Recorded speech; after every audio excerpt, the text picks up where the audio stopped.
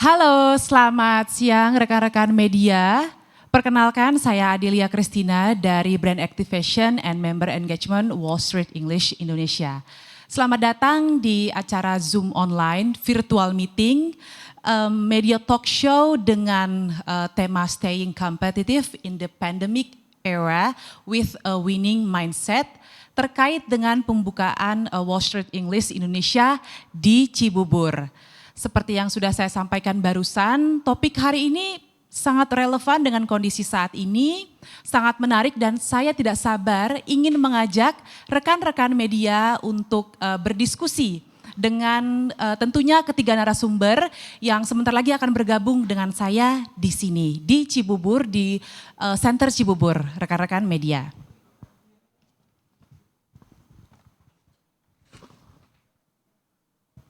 Nah, sejak pandemi memasuki Indonesia di Maret 2020, setiap dari kita dipaksa untuk mampu beradaptasi kalau ingin bertahan.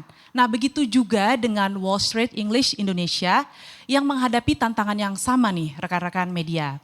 Sebagai sebuah bisnis yang memadukan aktivitas belajar secara online melalui aplikasi dan juga secara offline atau in-center, pandemi COVID-19 ini menjadi salah satu tantangan tersendiri nih rekan-rekan media. Namun justru dengan campaign yang diangkat oleh Wall Street English Indonesia yaitu naik level, Wall Street English justru menjadikan tantangan ini sebagai sebuah kesempatan untuk berkembang, untuk maju, tetap untuk menjalankan misinya yaitu menjadikan masyarakat Indonesia lebih kompetitif dengan kemampuan berbahasa Inggris. Nah, langkah strategi apa yang diambil oleh Wall Street Inggris selama pandemi ini, yaitu bertransformasi ke digital sehingga proses pembelajarannya bisa diakses secara 100% online, bisa diakses kapan saja dan di mana saja.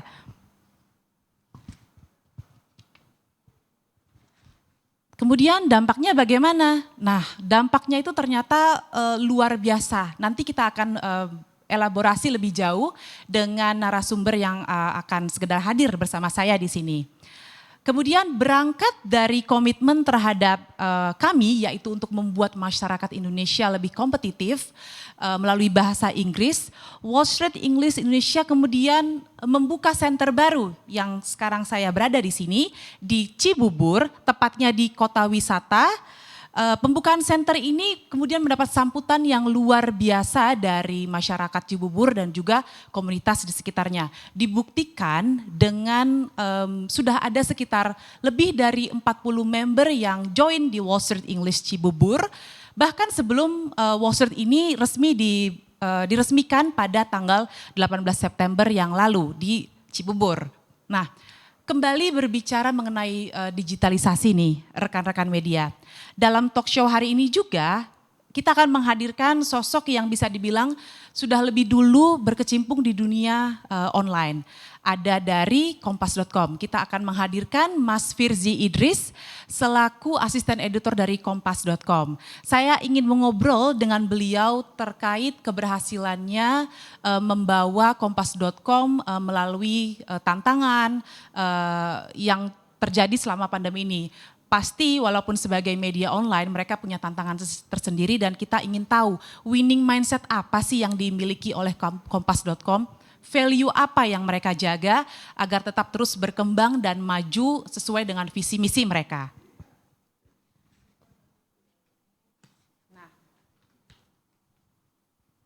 Kemudian satu lagi narasumber yang tidak kalah istimewa adalah seorang profesional, seorang atlet yang mungkin rekan-rekan media juga sudah tahu ya, ada Bapak David Yakub, merupakan Ketua Umum dari National Paralympic Committee Indonesia untuk Provinsi DKI Jakarta, yang merupakan juga peraih medali perunggu pada Paralimpiade Tokyo 2020.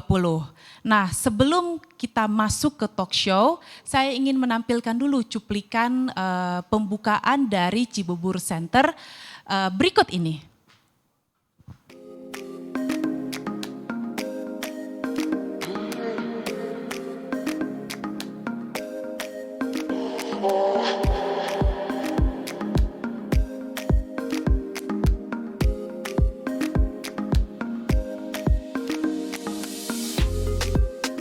Hello, my name is Firda. So I'm a Compass in Wall Street English Cibubur. So today we had an event. It's called Member Party event. So it's open for any members from other centers. And then we also introduce them to our new center, Cibubur.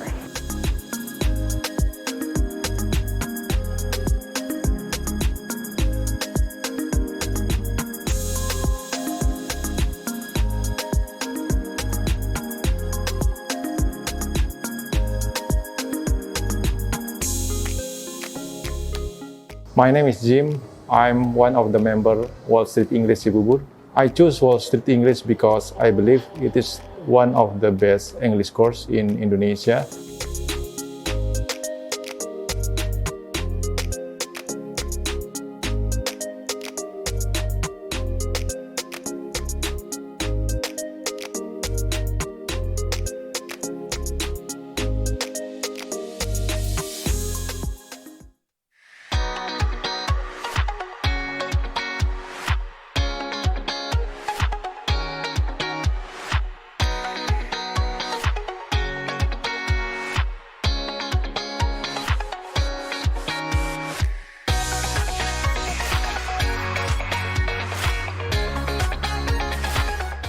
Misi utama kami adalah untuk membantu meningkatkan daya saing seluruh bangsa Indonesia yang menjadi alasan kami bekerjasama dengan Yayasan Putri Indonesia dan National Paralympic Committee. Dengan dibukanya center baru ini, semoga bisa menginspirasikan komunitas Cibubur dan sekitarnya untuk naik level bersama Wall Street English Indonesia.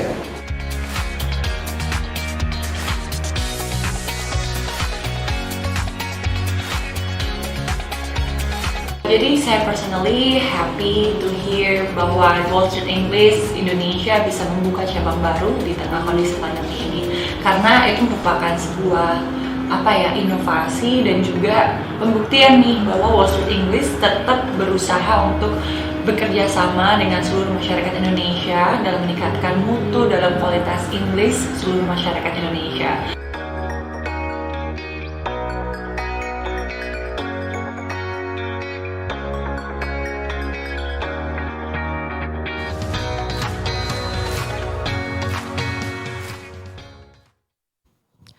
Baiklah rekan media, itu tadi cuplikan mengenai pembukaan Wall Street English Cibubur yang dilakukan pada 18 September yang lalu. Nah, bersama saya saat ini sudah ada ketiga narasumber yang sudah saya perkenalkan sebelumnya. Yang pertama ada Bapak Kish Gill sebagai Presiden Direktur dari Wall Street English Indonesia. Selamat siang Pak. Selamat siang semuanya. Ya, kemudian yang di sampingnya Pak Kish sudah ada dari Kompas.com, Mas Firzi Idris sebagai asisten editor dari Kompas.com. Apa kabar Mas Firzi? Ya, baik Mbak Adel, halo Pak Kish, terima kasih atas undangannya, halo semua. Oke, yang di terakhir nih yang paling ujung yang saya informasikan bahwa kita juga mengundang tamu istimewa kita.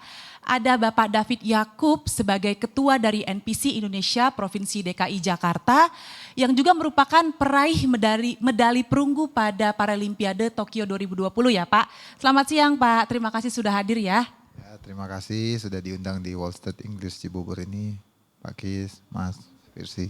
Oke deh, sebelum saya langsung masuk ke acara talk show hari ini untuk berbicara mengenai topik hari ini, saya ingin mengingatkan dan menginformasikan kepada rekan-rekan media, jika ingin bertanya sudah bisa menyampaikan pertanyaannya melalui kolom chat.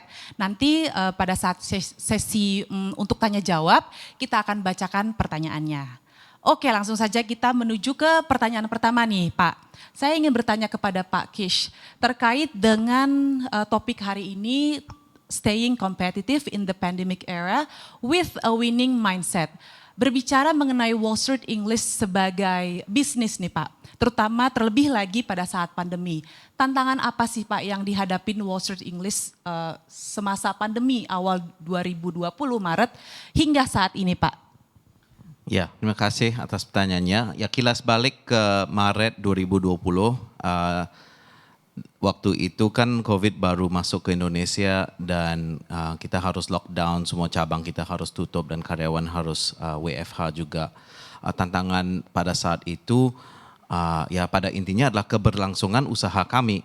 Tapi secara lebih detail nomor satu adalah bagaimana kita tetap bisa melayani member kita yang tetap ingin memajukan bahasa Inggris mereka masing-masing, dan yang kedua adalah untuk memastikan bisnis ini tetap bertahan. Tetap berjalan ya Pak? Ya. Berarti yang pertama kalau boleh saya sampaikan lagi, untuk agar member-member tetap bisa menikmati proses proses belajar ya Pak. Oke, kemudian yang kedua adalah untuk tadi dari timnya Bapak, kemudian juga stakeholder agar bisnis tetap bisa berjalan. Karena at the end ya kita semua harus menjalankan bisnis kita ya Pak. Oke. Kemudian masih mengenai tantangan yang dialami sebagai sebuah bisnis. Saya ingin bertanya nih ke Mas Firji, sebagai orang yang sudah berkecimpung begitu lama di dunia media digital, pandemi adalah sesuatu yang baru ya kan, yang belum pernah kita alami mungkin seumur hidup kita. Dari sisi kompas.com mungkin bisa dibilang mewakili media digital juga. Seperti apa sih Mas tantangannya yang dihadapi? Ya, ini terima kasih lagi undangannya siang hari ini kepada Wall Street English. Memang kalau kita membicarakan tantangan kepada dunia media terutama, ini bukan yang pertama ya. Teman-teman juga pasti tahu ya, ketika saya belajar dunia media mengambil S2 dulu, tantangan yang dihadapi adalah digitalisasi, gimana dunia media cetak berhadapan dengan dunia digital gitu. Itu terbukti pada 2018 media cetak di mana saya bekerja tutup gitu. Jadi media apa waktu itu Mas? Oh, waktu itu tabloid bola gitu. Masih bola, bagian ya? dari Kompas, benar. Oke. Bukan karena we lack of trying, tapi emang ekosistemnya waktu itu nggak terlalu mendukung gitu. Mendukung ya? Benar. Kemudian saya berpindah ke dunia digital. Sekarang saya ketemu yang namanya disruption 2.0 ya. Itu kan yang dulu disruption 1.0, sekarang disruption 2.0, di mana media sekarang ini bukan lagi bersaing dengan sesama media, tapi juga kita bersaing dengan para content creator, para YouTuber, para influencer gitu. Dan di dunia yang sekarang itu menurut saya media memang bisa harus rise up dari banyaknya suara-suara kebisingan yang bisa yang beredar gitu, benar di media sosial, di internet. Karena ya sekarang semua orang untuk bikin konten, misalnya dulu kita kalau saya bisa menulis, saya kasih ke koran harian, koran nasional, bisa dimuat, saya senang sekali karena orang-orang bisa baca tulisan saya. Sekarang semua orang bisa melakukan itu dengan media yang mereka punya, mau lewat TikTok, Instagram, dan lain-lain gitu. Jadi sebagai media memang kita harus rise up beyond the noise itu sih. Jadi tantangannya justru semakin banyak kompetitor ya Mas, bukan saja institusi tapi juga orang-orang secara individu yang bisa kapan aja menaikkan berita mereka. Walaupun belum tentu berita tersebut bisa dipercaya karena mereka bukanlah media ya. Oke, menarik, ada tantangan tersendiri lagi. Nah, kalau tadi berbicara dari sisi bisnis, saya ingin bertanya juga nih kepada Pak David, dari sisi individu ataupun profesional Pak, sebagai seorang atlet tetap pandemi ini memberikan dampak tersendiri, memberikan tantangan tersendiri nih. Bagaimana Pak proses yang dilalui, tantangan apa yang Bapak benar-benar hadapin sampai dengan sekarang mungkin? Ya, jadi saya bercerita sedikit bahwa kita atlet Paralimpik Indonesia tahun 2019 sekitar pertengahan kita lagi pelatnas ya, melakukan pelatnas di Solo 2019, kemudian Januari itu akan menghadapi ASEAN Para Games di Manila, dan mendengar kabar ASEAN Para Games itu diundur menjadi Maret. Kita masih tetap latihan dan akhirnya COVID kan pada bulan Maret tuh Maret 2020 ya? Maret 2020, setelah itu resmi dari Filipina itu menyatakan bahwa ASEAN Para Games dibatalkan. Udah bukan diundur lagi, dibatalkan. Wah, atlet kan sudah pada latihan, pasti udah mau ya, ada perasaan siap bertanding. Akhirnya yang atlet yang pelatnas Para Games itu pulang. Jadi yang tersisa di Solo itu atlet yang akan mengikuti Paralimpik. Atlet ikut Paralimpik Tokyo, dan kita masih latihan. Sebulan setelah itu kira-kira bulan April mendengar kabar lagi Paralimpik mungkin diundur atau dibatalkan, kita nggak tahu juga pada saat belum itu. Belum ada keputusan. Jadi akhirnya pada bulan April semua atlet dipulangkan, tidak ada pelatnas. Semua atletnya dipulangkan ya Pak? Dipulangkan karena memang NPC sendiri kalau atlet terus di situ kan juga mereka kan was-was juga kan, waktu itu masih COVID segala macam, jadi semua dipulangkan. Dan Saya sendiri waktu pulang itu ya kita sebagai seorang atlet ya harus tetap menjaga kondisi kita ya, menjaga kondisi kita tetap latihan dengan mungkin cara yang tadinya latihan di klub, tempat latihan, kita jadi latihan di rumah, melakukan ya jogging, latihan teknik pun di rumah, latihan fisik pun jadi di rumah. Jadi sistem pelatihannya pun mau nggak mau harus beradaptasi ya Pak. berubah. Harus tetap latihan soalnya kan. Tetap latihan karena sebagai seorang atlet kan kita harus menjaga kondisi kita. Tapi setelah itu mendengar kabar bahwa Paralimpik diundur aja 1 tahun ke Agustus 2021 dan kita pelatnas lagi Oktober 2020 di Solo. Tapi dengan memang sudah cara yang berbeda ya, karena pandemi ini yang biasa kita satu kamar berdua menjadi satu kamar sendiri. Dan juga latihan juga benar-benar terbatas ya, terbatas karena yang tadinya kita memerlukan banyak sparring kalau di tenis meja, ini ya yang ikut Paralimpik aja yang boleh latihan di situ. Jadi memang sudah berbeda sekali dan kita mengikuti berbagai macam tes, swab, PCR segala macam. Sampai puncaknya itu pada saat mau Paralimpik Tokyo 2021, 1 minggu sebelum itu tuh kita tiap hari tes tuh atlet-atlet sampai udah, waduh ini udah khawatir semua kan, apalagi ya bisa positif segala macam. Tapi kita bersyukur semua sehat, di Tokyo juga semua sehat dan tim Indonesia bisa bertanding dan kita rasa hasil kemarin Indonesia paling sukses ya sepanjang sejarah mengikuti Paralimpik. Iya betul. Tokyo. Nah Pak, kalau saya menangkap dari cerita Pak David bahwa situasi pandemi ini benar-benar mempengaruhi secara mental karena dari sisi latihan, kemudian juga dari eksternal, dari penyelenggaranya sendiri itu keputusan bisa berubah-berubah. Nah itu pasti mempengaruhi dari semangat ataupun motivasi masing-masing atlet.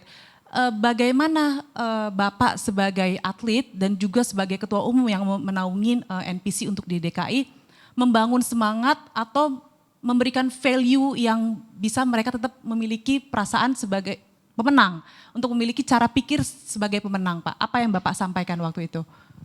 Ya kalau saya sendiri kan pemikiran saya waktu saya mulai lagi pelatnas bulan Oktober ya pokoknya walaupun mau ada, kita kan pasti berbeda sekali ya, yang tadinya kita ada tryout, ada latih tanding, ini sama sekali tidak ada dan langsung kita akan berhadapan di Paralimpik gitu. Jadi memang sangat berbeda ya, kita harus ya memang ini tidak hanya dialami oleh orang Indonesia, hampir semua mengalami ini kan. Jadi ya kita semua atlet seluruh dunia juga hampir semuanya mengalami ini ya, kita harus hadapi aja dan kita berjuang aja. Yang paling penting kita berpikir positif aja untuk bagaimana kita melakukan yang terbaik untuk Indonesia gitu. Jadi mempertahankan apa yang sudah Bapak miliki sebelumnya untuk berjuang itu salah satu hal yang penting ya Pak. Ya. Kalau saya tangkap dari apa yang Bapak sampaikan.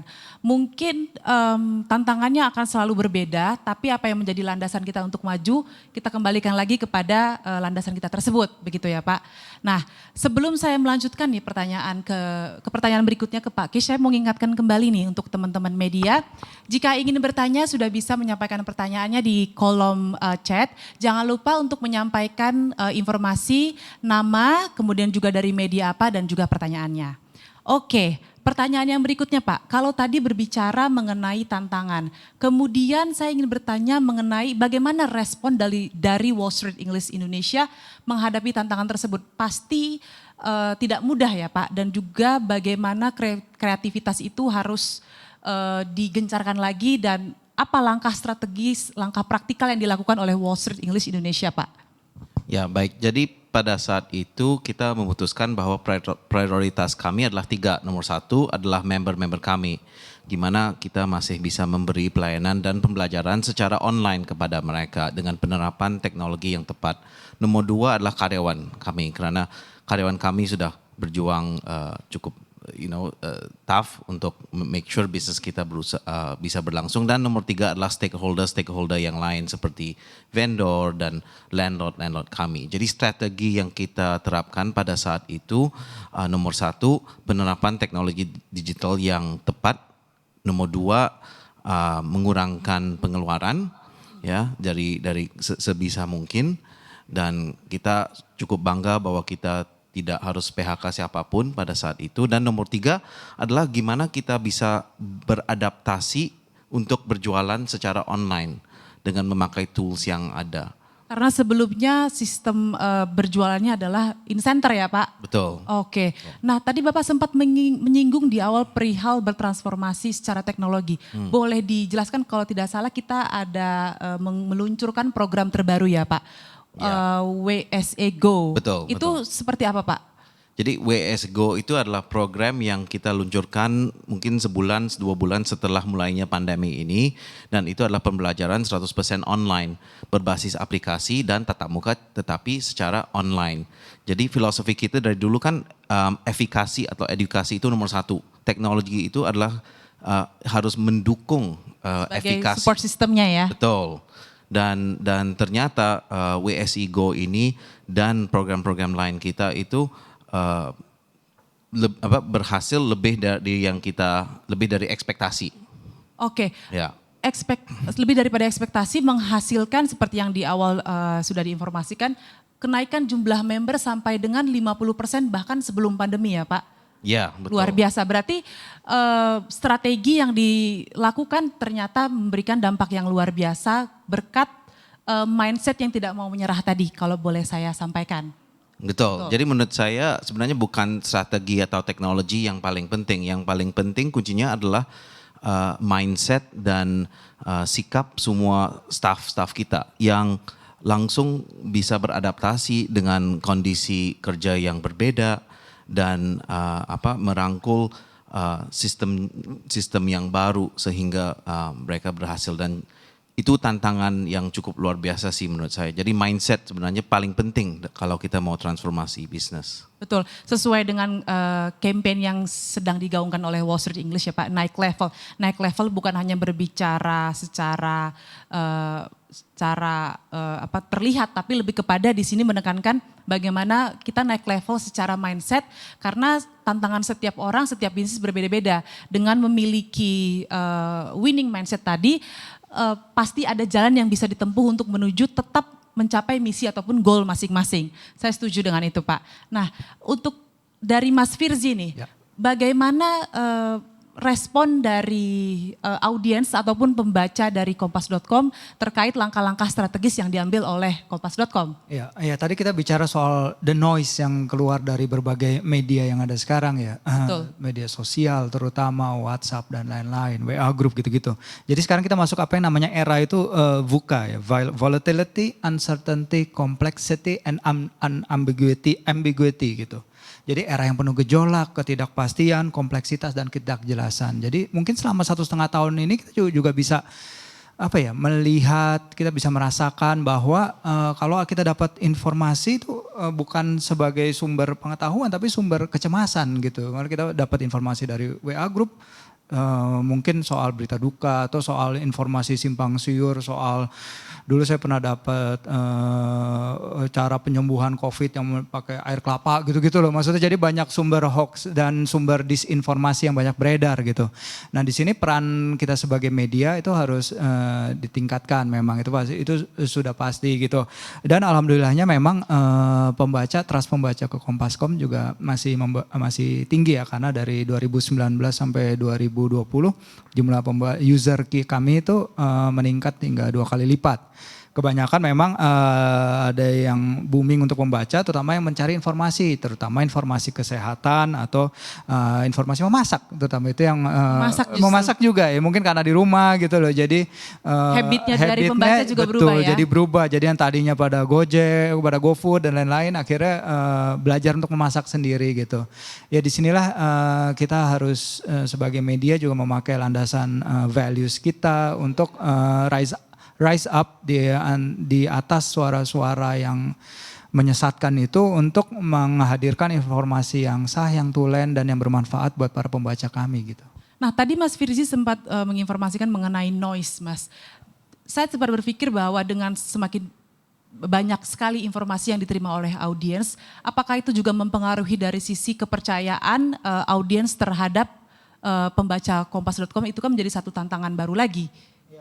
Ya memang itu dia, maka dari itu kita harus punya apa yang namanya values tadi. Ya, kebetulan kalau di kompas.com dari para founding fathers kami ada yang namanya yaitu jurnalisme makna. Jadi kita menghadirkan informasi sebagai sumber pengetahuan yang mampu menuntun masyarakat dan jadi rujukan gitu. Jadi bukan hanya menulis sesuatu yang disukai oleh masyarakat, tapi apa yang diperlukan gitu kan. Sometimes hal yang menjadi hiburan itu belum tentu hal yang mereka perlukan gitu. Kita juga harus bisa mencari keseimbangan itu, di mana kita harus menghadirkan informasi yang diperlukan, bukan hanya sekadar untuk mencari pembaca lebih, mencari page views, tapi kita harus lebih dari itu. The journalism of meaning gitu, mencari pengertian dalam setiap keadaan, dalam setiap kejadian, bukan hanya merunut fakta secara kronologis, tapi memberi pengertian terhadap apa yang terjadi ketika itu gitu. Jadi bisa dibilang dengan meningkatkan kualitas dari pemberitaan tersebut. Berita-berita yang ditampilkan oleh Kompas.com, karena ya seperti Mas Firzi tadi bilang semakin banyak informasi yang diperoleh, pembaca juga pasti menilai yang mana yang akurat, yang mana yang bisa dipercaya. Menarik sih Mas, value-nya tadi boleh diinformasikan lagi? Ya itu yang dinamakan oleh jurnalisme makna dari Bapak pendiri kita Pak Yaakob Utama itu. Oke. Nah saya ingin bergeser nih ke Pak David. Kalau Pak David sendiri Pak, apa sih yang menjadi winning mindset yang selama ini mungkin sudah dibangun ataupun dipertahankan dari awal Bapak? Kita tahu Bapak juga mengerti bahwa pada saat menerima kondisi bahwa memiliki disabilitas itu bukan sesuatu yang mudah. Apa yang membangun Bapak, kepercayaan diri Bapak, kemudian juga sampai dengan berhasil, sampai dengan memenangkan Paralimpiade Tokyo 2020 Pak? Ya pastinya saya kan memang lahir dalam istilahnya disabilitas dari lahir dan keadaan keterbatasan fisik. Memang waktu kecil mungkin karena saya juga belum terlalu mengerti, saya selalu bertanya ke orang tua saya kenapa saya dilahirkan seperti ini. Berbeda gitu ya Berbeda, segala macam, kenapa ini lemah, fisiknya ya kurang baik lah gitu loh. Tapi itu memang pengaruh lingkungan, orang tua itu sangat penting sekali ya. Penting sekali bagaimana terus memberikan semangat, memberikan motivasi juga. Ya terus lakukan yang terbaik, terus berdoa aja agar memang ini hal yang harus saya terima ya, hal yang harus saya terima dan saya harus menerima keadaan, berdamai dengan keadaan dan bagaimana melihat ke depan untuk maju. Dan winning mentality pastinya itu harus terus semangat ya, harus terus semangat, harus terus berjuang. Yang tadi seperti Pak Kis ngomong juga, bagaimana sikap kita menghadapi kehidupan ini yang paling penting gitu loh. Jadi mungkin saya bisa bilang dulu saya merasa ini lemah, ini kurang baik, tapi justru saat ini pada saat saya bisa masuk di Paralimpik, bisa mendapatkan medali, justru ini kekuatan saya gitu. Ini justru power yang saya miliki. Kalau saya tidak dilahirkan seperti ini ya saya ya nggak bisa. Kesempatan untuk mengikuti pertandingan itu ya, belum. Jadi memang kita tidak pernah tahu rencana Tuhan. Yang kita bisa tahu ya kita selalu melakukan yang terbaik dalam setiap langkah kehidupan kita gitu aja. Wah luar biasa sih Pak, semangat ini yang perlu kita jaga karena tidak semua orang mempunyai semangat ini. Ada orang yang memang sudah memiliki kesempurnaan, tetapi kalau tidak punya mindset seperti itu saya rasa juga sulit ya untuk bertahan di kondisi sekarang ini. Oke, terima kasih Pak David untuk value yang disampaikan. Nah kembali lagi ke Pak Kis, tapi sebelumnya saya ingin mengingatkan sekali lagi nih kepada rekan-rekan media, setelah sesi talk show ini kita akan membuka pertanyaan, ada 2 sesi Q&A, masing-masing sesi akan dibuka 3 pertanyaan, oleh karena itu rekan-rekan media yang ingin bertanya boleh menyampaikan pertanyaannya melalui kolom chat dengan menginformasikan nama jurnalis, kemudian juga dari media mana, dan yang terakhir pertanyaannya. Oke, kembali lagi ke Pak Kish nih, berbicara mengenai masih tentang staying competitive. Menurut Pak Kish sendiri, apa yang menjadi winning mindset secara personal dalam membangun bisnis, Pak? Ya, jadi pepatah yang saya selalu pegang in English itu you cannot change what you cannot change, ya. Jadi maksudnya kita tidak bisa merubah apa yang kita tidak bisa mengkontrol atau merubah. Yang kita bisa merubah adalah mindset kita. Dan selama kita percaya bahwa tantangan apapun kita tetap optimis bahwa harus bisa dan pasti bisa, saya yakin suatu hari kita akan ketemu kesuksesan. Nah, itu dalam bisnis maupun dalam kehidupan pribadi saya. Berkaitan juga dengan yang disampaikan dari Pak David Betul, tadi ya. persis sekali. Ya. Memang winning mindset itu bisa dibilang menjadi salah satu landasan yang kita bisa pegang, kita bisa jadi landasan untuk maju dalam kondisi apapun. Nah, Pak Kish, saya juga ingin bertanya terkait masih dalam situasi pandemi saat ini, walaupun Cibubur sudah dibuka, itu sebagai bukti bahwa Wall Street English tetap ingin menjalankan misinya untuk mencerdaskan ataupun memajukan masyarakat Indonesia agar lebih kompetitif melalui bahasa Inggris. Plan ke depannya seperti apa lagi nih Pak? Mungkin langkah-langkah yang ingin diambil oleh Wall Street English agar tetap bisa menjalankan misinya menjadikan Indonesia lebih maju lagi. Ya, I think kita akan continue doing what we have been doing ya, which is membangun komunitas sebenarnya. Kita membangun komunitas di mana member-member kami percaya bahwa mereka bisa lebih sukses kalau lebih pede. Jadi kita akan terus membangun komunitas offline sama online se-Indonesia. Nah, sekarang kita sudah ada member dari Aceh sampai Sabang, Merauke. Yang mendaftar di program WSE Go tadi itu. Okay. Nah, ini berkat dari inovasi transformasi digital yang kita lakukan. Kita seolah-olah menjadi kayak edtech company sekarang. Malah ada member kita WNI yang di luar negeri, di Saudi, di Filipina juga. Jadi kita sendiri terinspirasi dengan sambutan dari member-member kami, walaupun ekonomi tidak menentu, mereka tetap ingin berinvestasi untuk mengembangkan diri mereka masing-masing. Jadi kita akan, itu menjadi goal ke depannya ya Pak. Oke. Betul, sesuai dengan kampanye Wall Street English sedang gaungkan yaitu naik level. Hari ini juga kita berbicara mengenai winning mindset.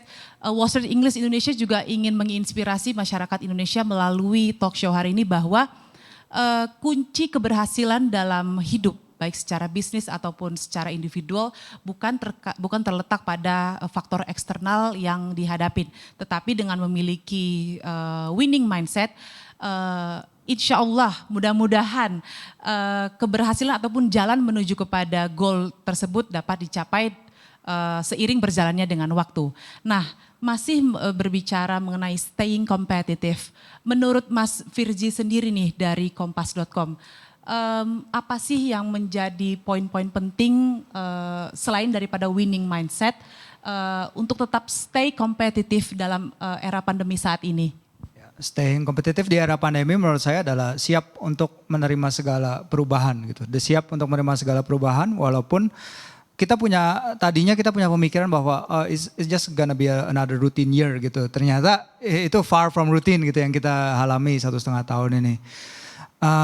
Beberapa terkena dampak, memang teman-teman saya di media juga banyak yang terkena dampaknya, baik itu tadi pengurangan gaji dan lain-lain itu juga termasuk. Tapi itu tadi we have to keep a positive outlook sebenarnya ke depannya.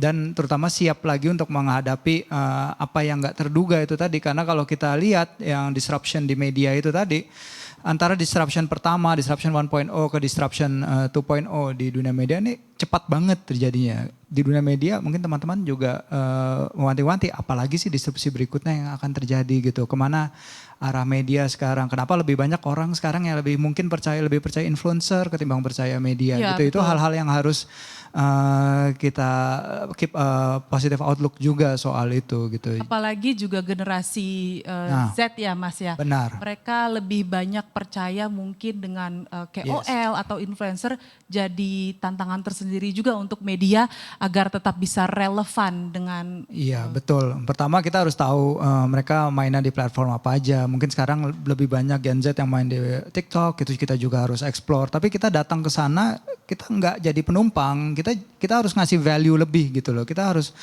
memberikan nilai-nilai kita sebagai media, sebagai pilar demokrasi gitu kepada mereka. Jangan lupa untuk kita berhadapan dengan mungkin populasi yang sedikit kurang apa ya, bisa dibilang berpikir kritisnya mereka mungkin sedikit kurang gitu, karena berdasarkan studi UNICEF kalau nggak salah tahun 2016 gitu, hanya 1 dari 1.000 orang Indonesia yang membaca buku dalam waktu 1 tahun terakhir. Itu memang kemampuan, keinginan dan kemampuan membaca mungkin penduduk Indonesia mungkin bisa dibilang nggak se-advance negara-negara lainnya gitu. Makanya disitulah kita sebagai media harus punya kemampuan dan punya expertise lebih untuk memberikan informasi kepada mereka with the right approach yang mereka bisa terima dengan baik gitu. Oke, terima kasih Mas Virji. Nah, kalau dari Pak David sendiri Pak, bagaimana Bapak memandang kalimat yang saya sampaikan tadi untuk tetap staying kompetitif itu dalam hal profesional seperti apa Pak? Poin-poin yang harus dimiliki oleh para atlet terutama. Ya kalau atlet pastinya kita harus tetap latihan ya, pasti latihan, mengupgrade diri kita terus, apalagi sekarang ini kan semua juga sudah sport science ya, sport science kita juga tidak hanya berdasarkan pengalaman-pengalaman kita yang dulu, tapi bagaimana kita mau berkembang lagi, mau belajar lagi dari negara-negara lain agar kita bisa terus kompetitif ya. Kalau kita mau menjadi atlet yang lebih baik ya mungkin kita terus mengevaluasi diri kita. Kita kemarin mungkin kalah, apa yang harus kita perbaiki, apa yang harus kita lakukan untuk prestasi lebih baik lagi, itu yang paling penting sih. Oke. Nah, saya satu pertanyaan sebelum kita menuju kepada Q&A hari ini. Berbicara mengenai staying kompetitif juga nih Pak Kish. Wall Street English terus mengembangkan program-programnya agar tetap dapat relevan sesuai dengan kebutuhan dari member-member dan juga sejalan dengan misi dari Wall Street English untuk mencerdaskan dan meningkatkan kompetitif dari sisi kompetitif masyarakat Indonesia. Ada program apa saja ini yang sudah dikeluarkan semenjak mungkin sekitar 2 tahun terakhir terkait dengan agar tetap staying kompetitif Pak? Setahu saya kita ada program professional skills Pak, betul ya? Itu bagaimana Pak? Ya, tapi sebelum kita nggak jualan program aja kan. Actually filosofi kita adalah kita menjual sebuah lifestyle. Karena kalau ingin percaya diri berbahasa Inggris harus menjadi part of your life kan, to think in English gitu. Yeah. Jadi program-program yang kita ada itu cuman sebagian dari member experience yang kita tawarkan. Ya memang salah satunya adalah professional skills, itu lebih kepada gimana lebih percaya diri memberi presentasi, public speaking, negosiasi atau business writing dalam berbahasa Inggris. Dan kita juga ada program WSE Go tadi, di mana member bisa belajar kapanpun lewat aplikasi dan book class dengan guru-guru kita yang mayoritasnya native, dan dari yang dari UK, US, mereka di sana dan mengajar ke murid-murid, ke member kami di Indonesia. Dan kita juga ada program IELTS yang khusus buat mereka yang persiapan betul ke luar negeri yang harus ikut tes IELTS juga. Jadi channel untuk memajukan masyarakat Indonesia melalui bahasa Inggris adalah dengan menciptakan komunitas belajar melalui lifestyle base ya Pak. Karena metode di Wall Street English ini memiliki metode pembelajaran yang berbeda ya. Dimulai dari listening di awalnya, kemudian juga yang berikut-berikutnya kan Pak. Karena yang mungkin di Indonesia metode belajar yang selama ini diterapkan itu kurang maksimal. Jadi di sini Wall Street English juga melalui metode yang unik, yang dimana terdapat juga personalized support, kemudian juga pengembangan program-program lainnya, diharapkan dapat menginspirasi masyarakat Indonesia untuk lebih kompetitif ya Pak.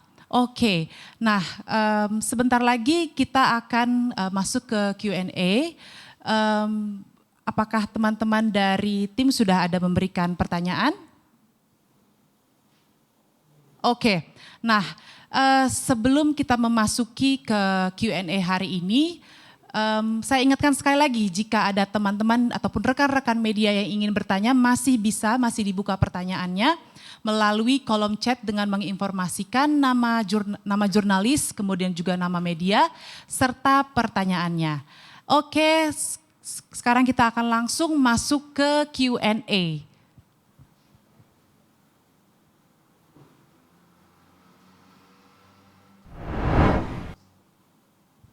Oke, baiklah. Sudah ada pertanyaan yang pertama. Pertanyaan pertama dari Aziza dari media cewekbanget.com. Oke, pertanyaannya adalah advice apa yang bisa diberikan oleh generasi muda untuk kita bisa beat the system karena sekarang semua sudah digitalized. Of course, then semakin tinggi juga kompetisinya. Apa yang bisa kita lakukan untuk stand out dari yang lain? Mungkin pertanyaan pertama ini bisa saya ajukan kepada Mas Firzi ya sebagai media. Boleh dijawab langsung Mas Firzi? Bagaimana ini ya untuk berbeda dari yang lain mungkin itu Betul. maksudnya ya. Untuk to beat the system ini dia. Mungkin kadang kita nggak bisa necessarily kita harus beat the system gitu. Kita harus follow the rules dulu, ikuti sistemnya. It's not ini mungkin mindsetnya adalah ya kita harus bisa lebih, kita harus bisa ngalahin the system. Oke, tapi kita harus lihat dulu cara mainnya seperti apa. Karena kalau aku lihat beberapa teman-teman yang baru jadi wartawan atau baru fresh grad gitu. Kadang mereka senang untuk apa ya? Mereka punya kebiasaan yang lama yang mereka bawa ke dalam ruang kerja gitu, lingkup kerja. Itu kan nggak selamanya baik, not necessarily it's fine kayak gitu. Itu yang harus kita perhatikan juga. To stay competitive, you can be competitive, but you still have to follow the rules gitu. Mas David pasti tahu banget kalau kompetitif tapi di luar aturan kan itu ugal-ugalan jadinya. Itu kan jadinya nggak bisa ya. Tapi kalau kalian untuk bisa notice, untuk bisa dilihat lebih dari yang lain, menurut saya ya dimulai dari rekam jejak digital yang masing-masing dari kita punya gitu. Tinggalin rekam jejak digital positif di ranah internet, di media sosial gitu-gitu. Karena pencari kerja sekarang juga melihat kok Instagram, melihat media sosial. Saya kalau misalnya lagi ada interview karyawan baru gitu, saya selalu lihat Instagram mereka dulu, lihat Twitter mereka dulu, Sudah lihat menjadi TikTok. salah satu Oh iya, poin ya. itu udah jadi CV garis pertama untuk lihat LinkedIn apa-apa itu udah apa ya bisa dibilang itu udah basi lah. Kedua, LinkedIn itu udah ketiga. nanti aja gitu loh karena you pasti pingin nunjukin the best of you gitu di LinkedIn. Tapi kalau di social media you are what you are kalau menurut saya gitu loh. Jadi kalau menurut untuk bisa get ahead of the competition ya pastiin dulu semua jejak digital yang Anda tinggalkan itu it's positive, digital positivity gitu yang pertama. Apalagi sekarang semuanya so easy to find, so easy to look at. Sesuatu yang kita tweetkan, sesuatu yang kita post Instagram dari sekian lama tuh eventually bisa membantu kita kok dalam karir kita, dalam perkembangan hidup kita. Oke Mas Firzi. Nah saya ingin juga menyampaikan sedikit bahwa menurut saya untuk stand out from the crowd juga kita harus punya satu skill set yang berbeda. Mungkin salah satunya dengan kemampuan bahasa Inggris yang advance begitu ya Pak Kish. Mungkin dari... Kalau saya boleh tambah juga, saya Yes. setuju banget sama Mas Firzi tadi, because it's not about beating the system kan, it's about beating yourself. Kita harus push keterbatasan kita masing-masing. Dari segi bahasa apapun lah skillnya kan.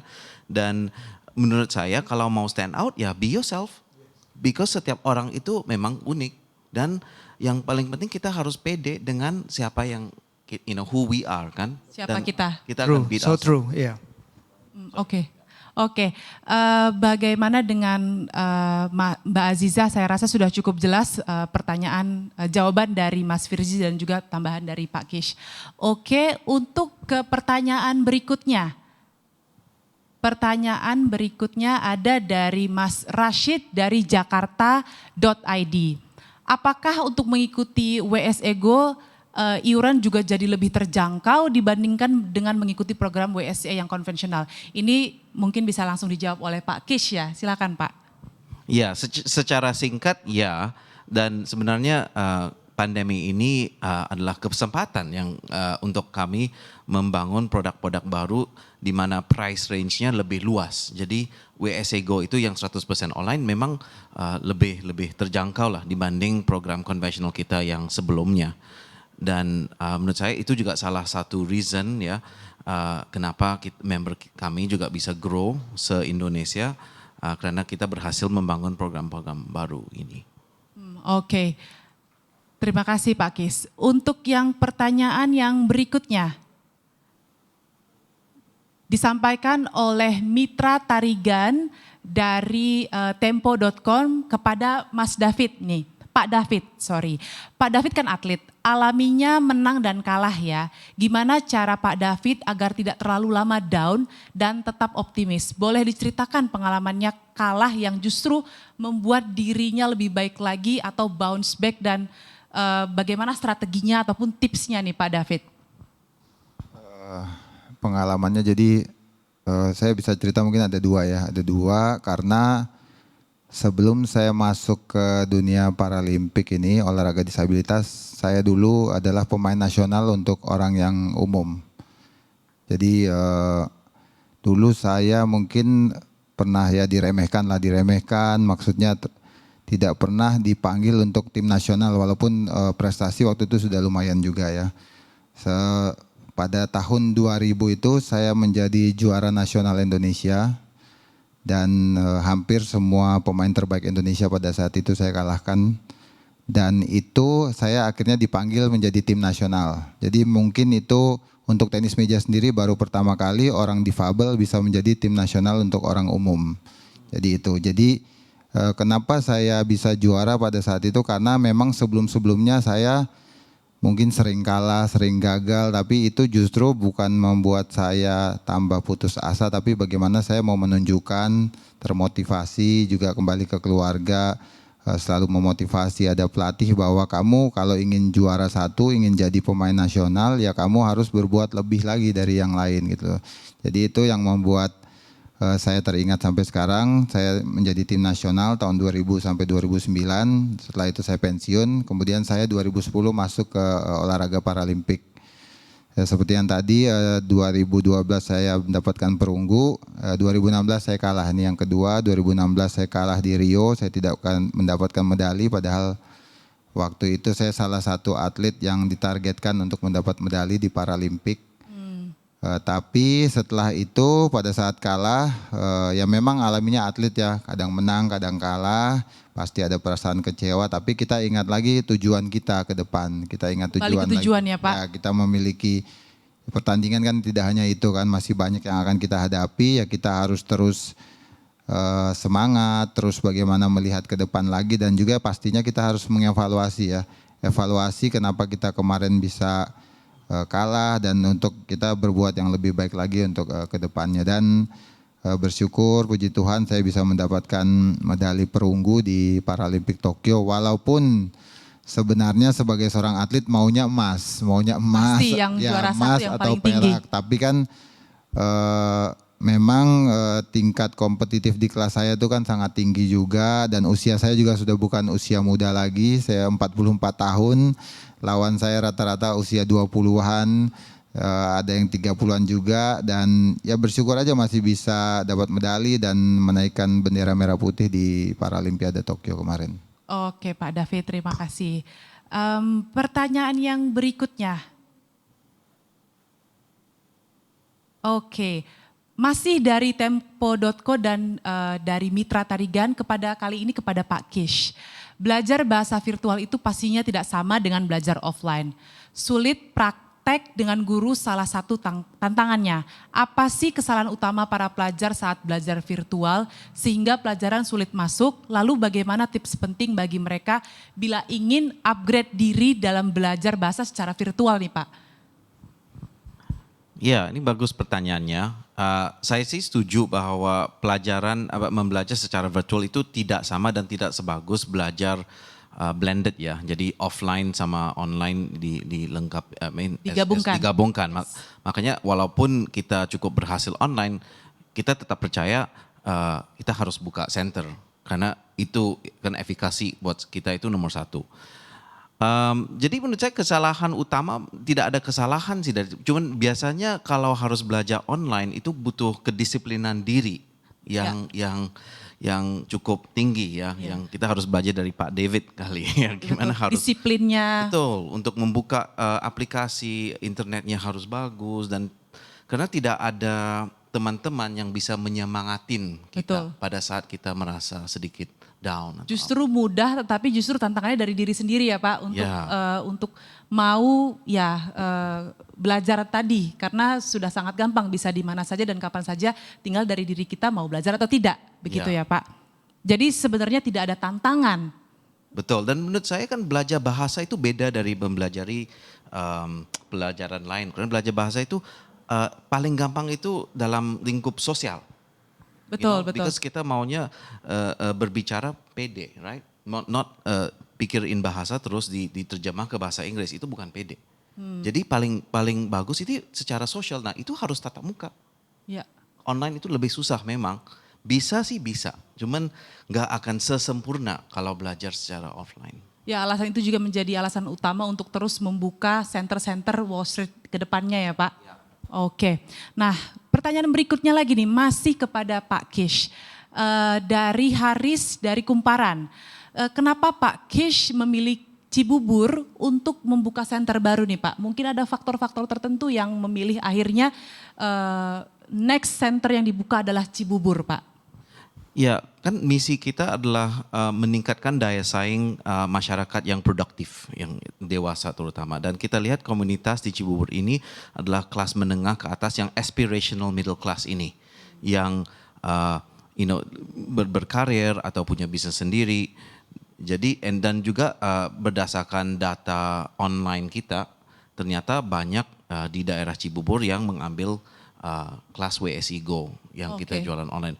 Maka itu menjadi alasan kenapa kita memilih Cibubur untuk membuka center terbaru, dan indikasi awal ya kita sudah ada lebih dari 50 member sebelum buka. Ya, sebelum diresmikan buka ya. Jadi mereka seolah-olah udah lama menunggu ya. Sudah excited untuk bisa belajar bersama Wall Street English untuk mengembangkan dari sisi belajar bahasa tadi ya Pak. Betul. Oke deh, terima kasih Pak Kish. Nah berikutnya pertanyaan yang ke-6 dari Angela dari mediabisnis.com. Untuk Pak Kish kembali nih Pak, apabila keadaan sudah membaik, apakah ada rencana untuk membuka Wall Street English di luar Pulau Jawa nih Pak? Bagaimana untuk plan ke depannya? Ya, jawabannya ya pasti.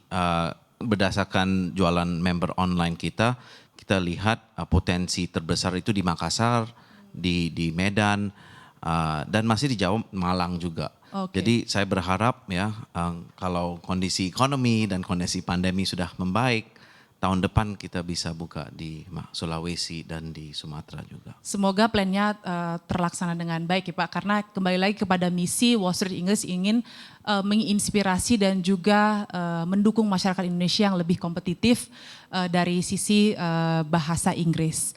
Oke, saya rasa itu pertanyaan yang cukup menarik dan juga sudah dijawab semuanya.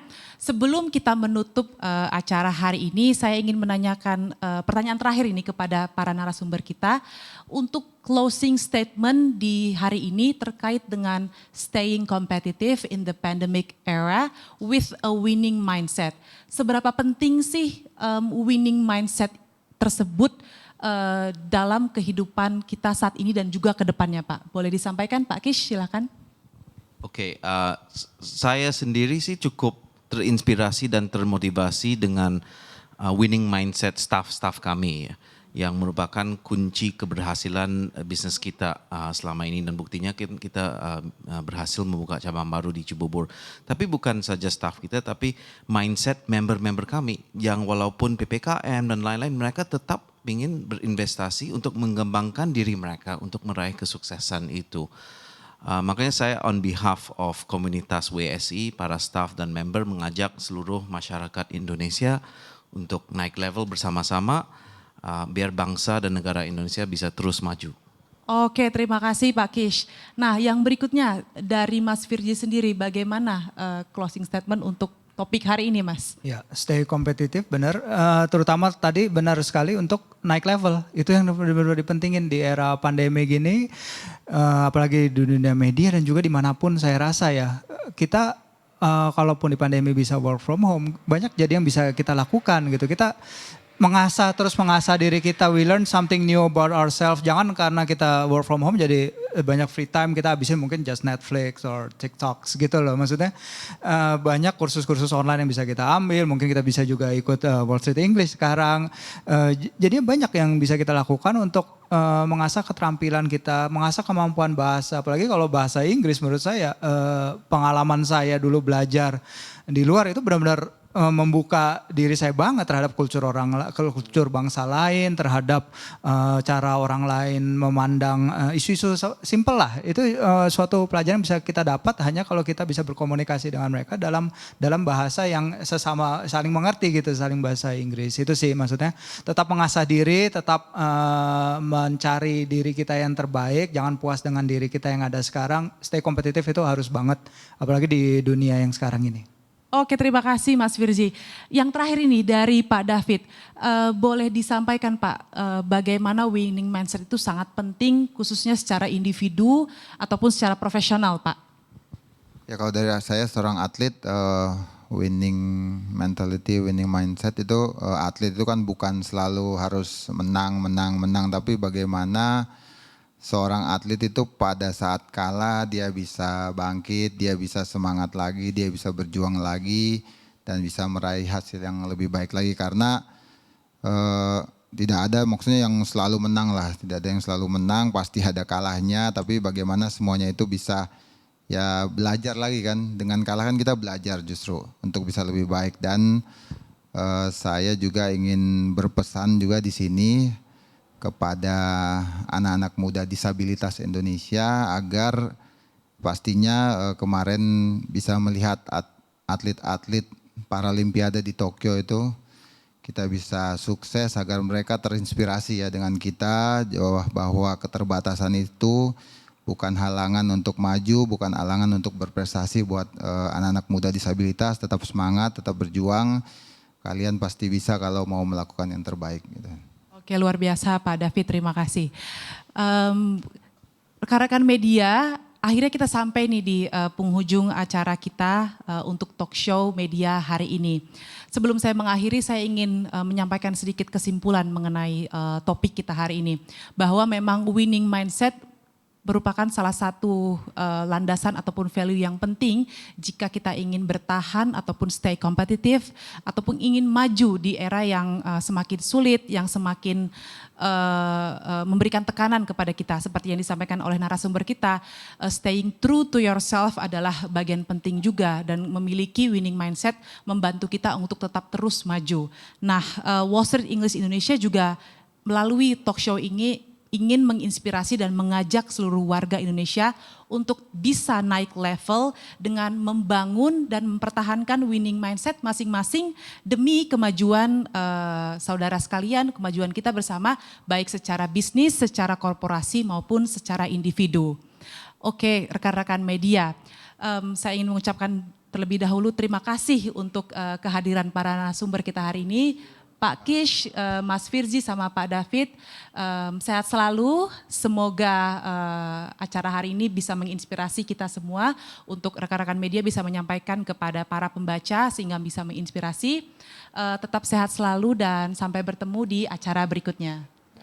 Oke, rekan-rekan media, demikianlah acara media talk show kita hari ini. Saya Adelia dari Wall Street English Indonesia mengucapkan terima kasih atas kehadiran rekan-rekan media secara virtual, secara online hari ini. Sehat selalu dan sampai jumpa, selamat sore.